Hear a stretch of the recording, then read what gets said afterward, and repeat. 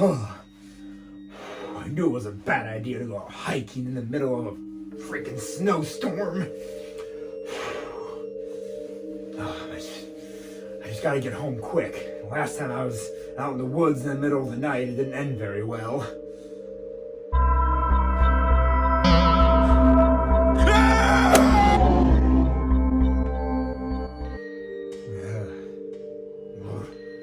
Yeah, okay. Home fast. What was that? Hello? Hello?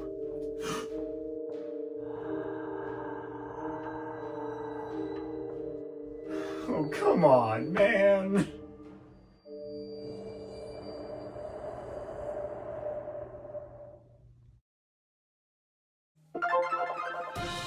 Breaking news! A new episode of Let's Be Frank starting now! Hello, all.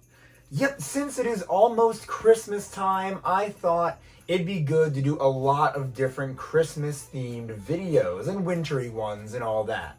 Last week, I made the Buddy the Elf breakfast with Jokum, and that was certainly, well, why don't you go watch for yourself and see just how good it turned out.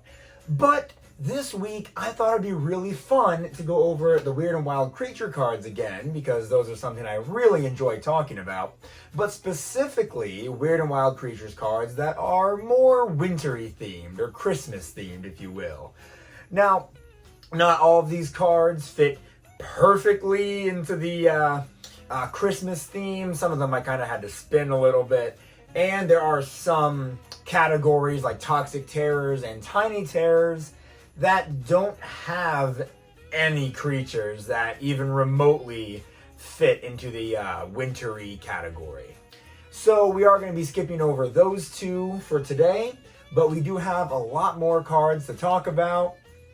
And I say we just go ahead and jump right into things and start with Monsters of the Past, as we normally tend to.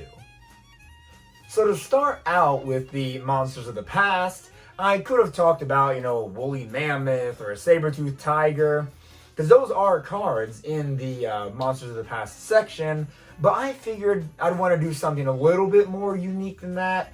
So we're going to talk about a different woolly creature, and that is the woolly Rhino. As the card says, just take a modern day rhino, beef it up, add some extra pounds to it, and a nice furry overcoat, and that's the woolly Rhino, basically. This thing got up to 12 and a half feet long. I think it was 6.5 feet tall, and it can weigh over 6,000 pounds. Whew. And that horn on the front of its face, that thing got up to 3 feet long. That is most certainly not something you'd want charging at you. Now, the woolly Rhino lived at the peak of the Ice Age, so it was as cold as it could possibly be, so that fur overcoat definitely came in handy. There are a lot of creatures that had to adapt fur and whatnot because of the Ice Age and all of its happenings, and like thick layers of fat. This guy got both. He got the coat and all the fat. And, all in all, it looks pretty much just like a modern rhinoceros, which is my favorite animal, by the way. And I've been wanting to talk about it for a little while, but didn't really know when, because it does look very similar to a normal rhino. And there are a lot of normal modern animals scattered in and throughout all the different categories of the Weird and Wild Creatures. But I'm glad I did save it, because it's a perfect starter for this winter and icy themed Weird and Wild Creatures episode.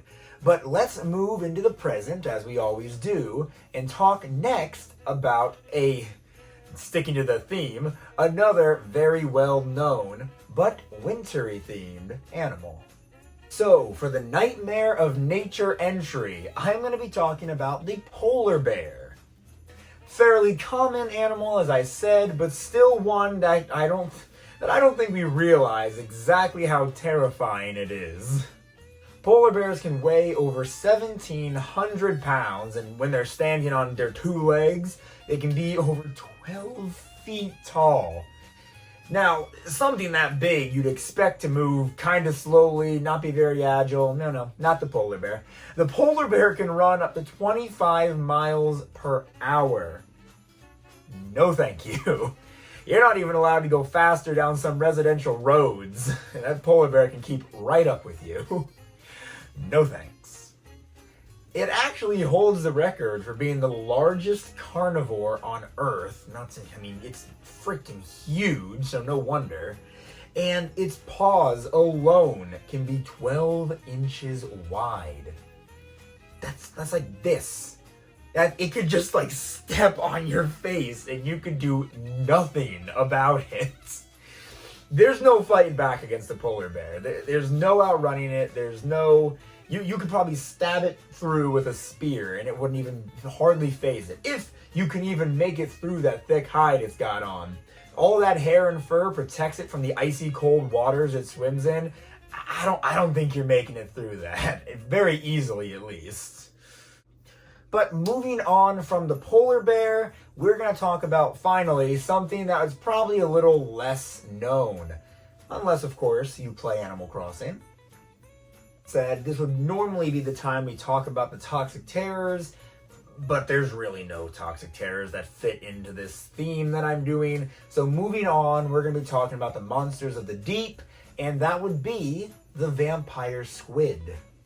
Like I said, if you do play Animal Crossing, you know that a vampire squid is one of the things you can catch when you go deep sea diving, and it's one of my all-time favorite little things. It's so cute in the game. But in real life, not so much. These things' scientific name, and I'm going to pick up the card because I want to make sure I pronounce this as best I can, is the bear with me. Vampirioteeuthis infernalis. There it is on the screen. Just zoom in on that real fast. Which literally translates to something that belongs in hell. What are you gonna do? Poor little guy. Poor little guy. Aww. I mean, fun fact. It's actually got the largest eyes to body ratio of any creature on Earth, which is something, again, I never would have guessed.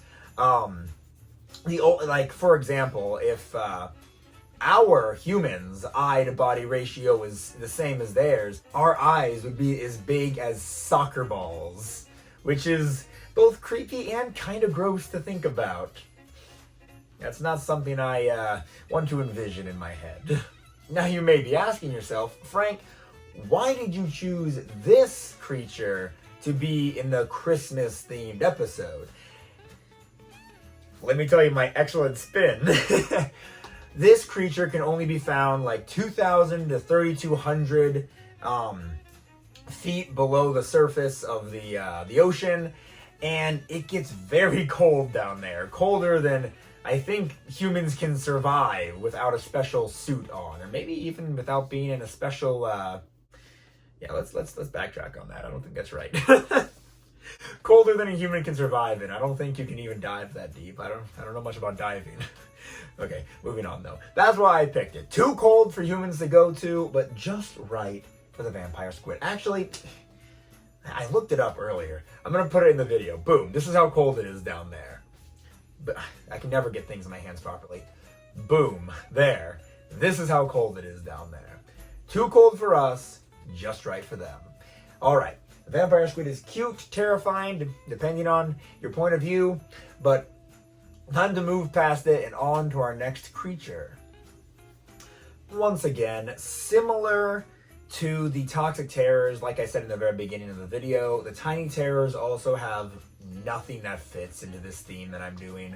So we're going to move on over those and talk about the strange wonders, and we're going to talk about the Christmas Island red crab. Yes, how fitting, right? Kind of, anyway. Kind of fitting. It's only called the Christmas Island red crab because it's from Christmas Island. Duh. Which is right around Australia. I believe it was northwest of Australia. This is the one and only place in the entire world you can find this crab. Hence the name. A lot of rainforest environment there, but it is inhabited by humans, and the Christmas Island red crab can actually be quite the nuisance on that island. Because once a year, this crab, millions and millions of these little crabs, venture from their homes in the rainforest down into the water to find a mate so they can breed.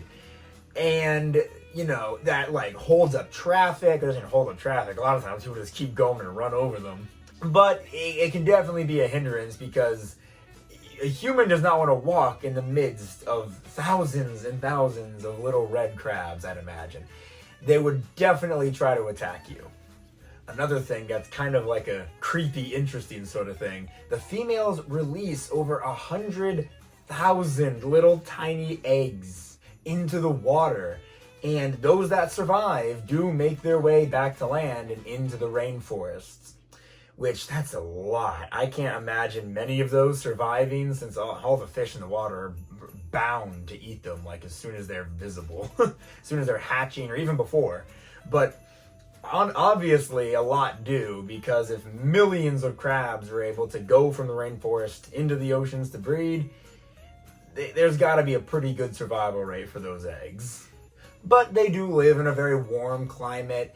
These crabs can sense the slightest changes in air pressure and whatnot. So, but if its gills, like if it's starting to have trouble breathing, it just kind of buries itself in the dirt down below the rainforest, and the humidity and the moistness of the dirt will still allow it to stay up on land, which I think is pretty cool.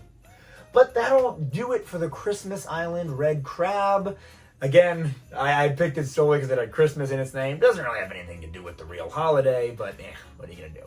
This next creature, though, from the Monsters of the Mind, this is definitely an icy cold, wintry themed creature. Let's go check it out. So, as always, we save the Monsters of the Mind for last. When I first decided to do a Christmas wintry themed Weird and Wild Creatures episode, the two creatures I initially had in mind that I wanted to do were the woolly rhino and this creature, the snow spirit. Ooh, spooky, huh? A lot of you may have heard of the snow spirit before. She's actually semi-popular in, I wouldn't say pop culture, but she's a well-known Japanese spirit. The reason I bring up pop culture, though, is the Pokemon Frostlass, I believe, is actually based off of this snow spirit. Yeah, Frostlass's Pokedex entry states how she will freeze Pokemon or men that she finds wandering out in the icy cold wilderness. She'll freeze them, bring them back to her icy caves, and set them up as decorations there. That's just very, very creepy for a Pokedex entry, but not too far off from what the snow spirit actually does. Although instead of just setting them up as decorations in her house, she just straight up kills them. Her icy breath freezes men solid and kills them. And yes, I do specifically say men, because the snow spirit really only attacks men. Especially men that are abusive to women or just jerks in general, which can't really blame her for that one, right? I mean, she's kind of in the right there, yeah? I mean, that kind of. Just don't be a jerk. The snow spirit won't get you. Yeah, but this snow spirit's got like semi-transparent skin. It's like so white and frosted. Her breath, it can instantly freeze anything. And she's always just wandering around frozen forests, waiting for unsuspecting men to find her, or if there's nobody around, she will go and find them herself. I think somewhere on this card, it talks about her huddling up in the snow, appearing as if she's holding a baby. And when a man comes approaching, looking to maybe help her and see what's going on, she reveals it was only a block of ice and then freezes the man solid. There's not much mercy, it goes on with the snow spirit around.